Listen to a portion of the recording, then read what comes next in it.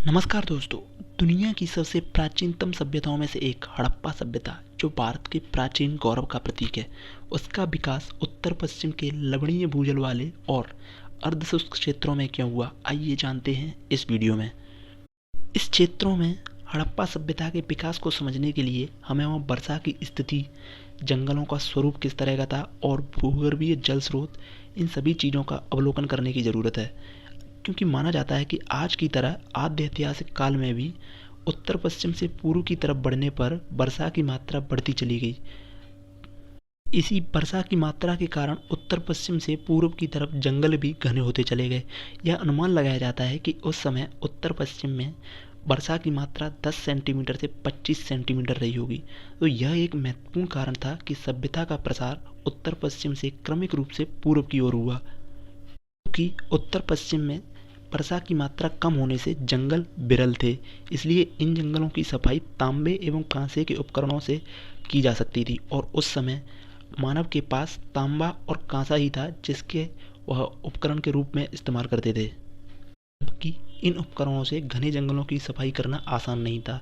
तो यह एक बड़ा कारण है कि जो हड़प्पा सभ्यता है उसका विकास उत्तर पश्चिम के अर्धशुष्क क्षेत्रों में हुआ जहाँ जंगल विरल थे। और जो दूसरा कारण है वहाँ हड़प्पा सभ्यता का विकास होने का, वह है जो जल सोर्सेस थे उनकी आवश्यकता।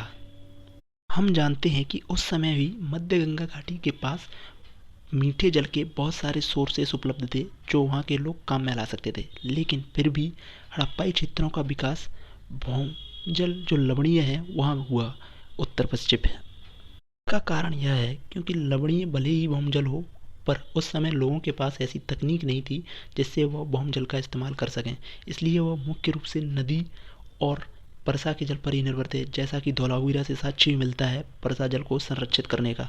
दूसरा, वह नदी जल को ही महत्वपूर्ण रूप से इस्तेमाल करते थे, इसलिए उनका विकास सिंधु नदी के किनारे ही हुआ है।